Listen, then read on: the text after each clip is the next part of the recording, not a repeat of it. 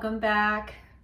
We have Louie shooting this in our spare room, which is basically Louie's room. So I had to ask permission, and I think we're disrupting nap time, so he'll just probably chill back there. Louie! Yeah, he doesn't care about us at all. So today's video is part 2 of a video series that I am doing on the 5D dome, Urthalia, and this new collective group that I am channeling. And so I'll link the first video below if you haven't had a chance to watch it, but I basically went over how I started communicating with a benevolent Zeta tall gray in what I call a 5D dome. I think it's just like a normal spaceship, if there ever was such a thing. And I ended that video with basically when I first started connecting with Urthalia, it was just us. And then slowly I started noticing that more and more people were joining us, or individuals rather. And it has turned into this full-fledged collective that I now channel, or at least the first level of this collective group that I channel, which I know is confusing, but I'll explain later in later videos.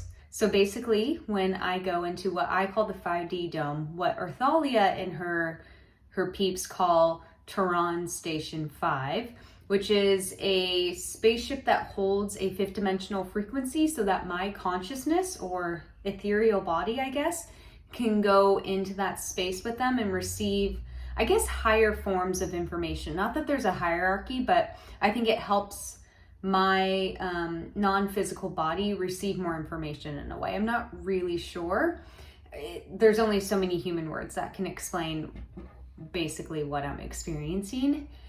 And again, I would sit one-on-one with Urthalia and sort of receive information, and then slowly more people started filtering in to where we sit around at this round table. And I've noticed that a couple of my soul fractals are at this round table. So I have Jacob, who's a Palladian. I have my gatekeeper, Jeffrey, who's an Andromedan. There's a few tall grays, there's some Arcturians, and it seems like there's always about 3 to 9 of us that connect or communicate. Sometimes there's more, sometimes there's 15. I've noticed there's sometimes 36, sometimes there's 54. And I later would find out that there's actually an entirety of 72 of them, which is really interesting. So it seems like they're all, in one way or another, a spirit guide or a cosmic guide, or at least a couple of them are. And then there's obviously quite a few of them that I've never even truly communicated with. And then even when I'm at the round table, either asking them questions about the collective, or if they're sharing messages with me, I mostly connect with Urthalia. She's just the one I feel most comfortable with. Like I've communicated most with her, so she's just sort of who I talk with, but occasionally others will chime in. But again, they are sort of this like collective consciousness of mixed star races. So even though it's only Urthalia that is speaking to me telepathically, it's, I guess, a representation of what they all believe or think. And so I may have said this in the first video, but if I haven't, Urthalia is in a way connected to the Galactic Federation of Light. She kind of works as an agent on the ground. I'm not even sure that's not what she said, but that's how I kind of see her. So we don't work within wherever the Galactic Federation works. I've actually never worked with them directly. And so it makes sense that this group that I connect with, they are also an extension of the Galactic Federation. So I kind of see it as we have our main form of government, and then with each state and each county, even down to the city, there's a smaller form or a smaller extension of the government. So it's a similar sort of idea there. So I guess to create more clarity, they are in a way this council that is connected to the GFL. But what is even more interesting to me as I started communicating with them and connecting to them even more and eventually channeling them, I felt this really strong connection or pull to Saturn, which I haven't fully uncovered yet. I don't know if I'm blocking it or if I'm just not ready to receive that information, or that information is just not valuable at all. But it's so interesting because I've always had an affinity towards Saturn since I was a small child. One of my favorite books is Sirens of Titans by Kurt Vonnegut, where humans literally go to Titan, which is a moon of Saturn. And so when this Saturn energy came through, I was definitely like, what is going on here? It's one of those reminders of our interests or whatever we pursue or desire. It's just this weird reminder that every little detail is connected in one way or another, even if we can't make sense of it yet. After working with them for a couple of months, they eventually did share their name with me. I don't feel like they're too attached to titles, but I was like, I feel like we're like this cool group or something. Like, do we have a name? And they shared with me that they go by Guardian Fellowship or the Guardian Fellowship, which I have shared before in previous videos, like months and months ago. And as I stated earlier, it was revealed that there is in fact 72 of them, and that they are a mixed blend of consciousness, of mixed star people entities, which I've never experienced before. So I've channeled the Palladian Collective, where it's all Palladians.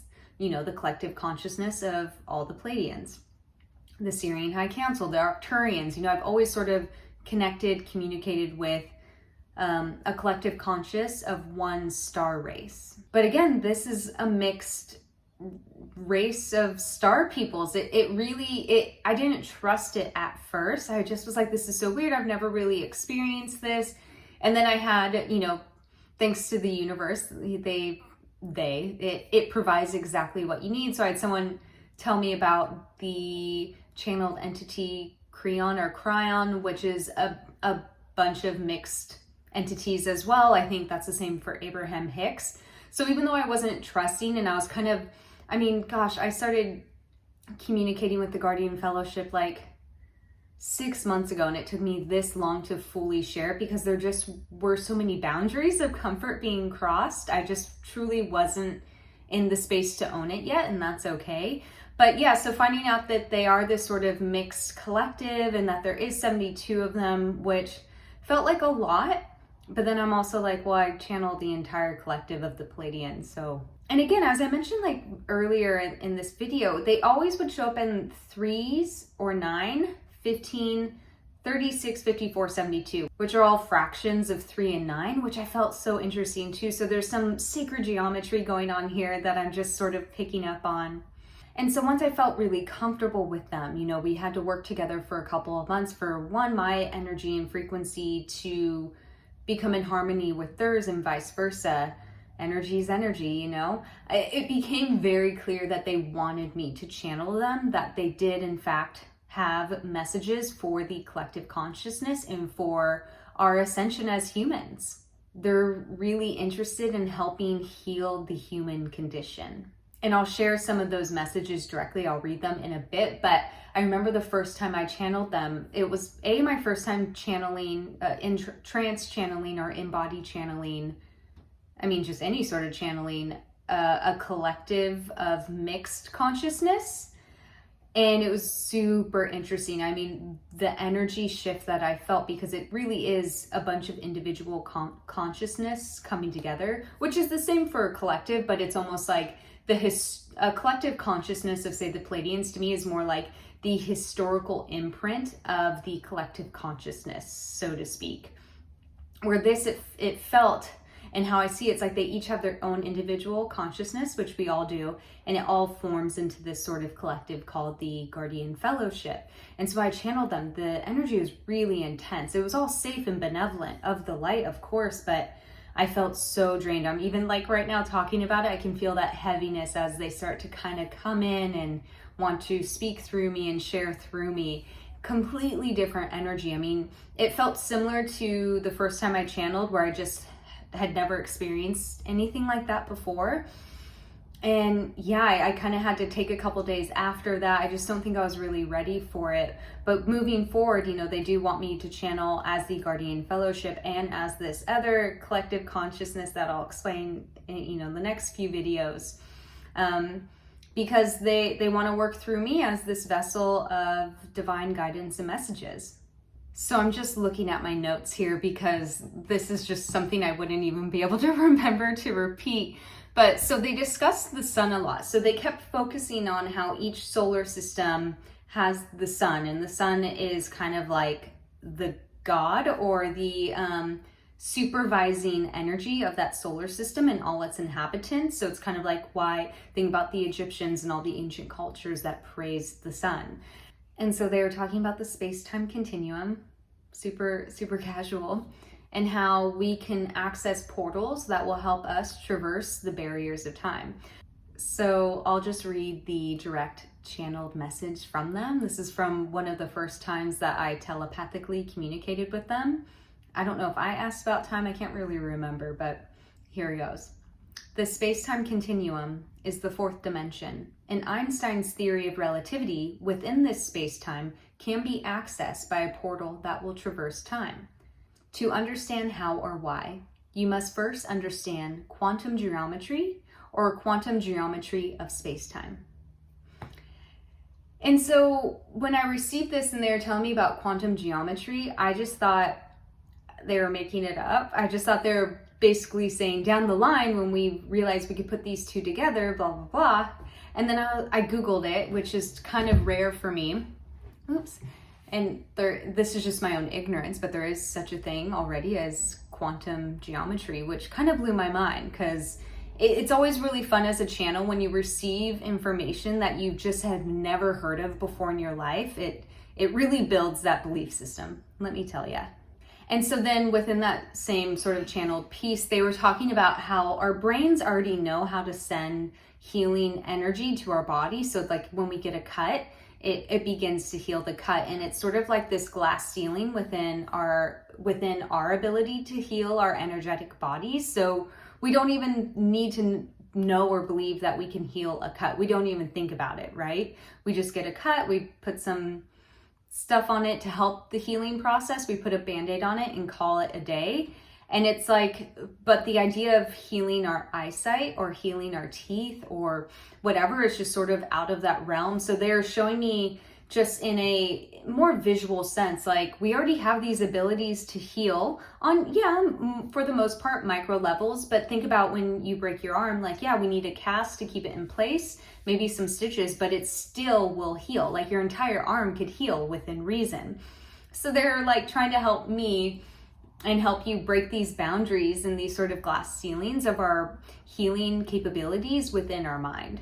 So I believe they'll share a lot more on space-time and, I don't know, healing shit with our mind and shifting our form with our mind. Really, I think at this moment in time, kind of esoteric stuff, but we are on this sort of precipice of a new cognitive revolution. So hopefully that's where we're going with the Guardian Fellowship, because that's what I'm interested in. So that's who I sit with at this, round table in the 5D dome in Terran Station 5. In my next video, I will share, I think there's 3 more videos coming. I go over my abduction story, which was just revealed to me like 6 weeks ago.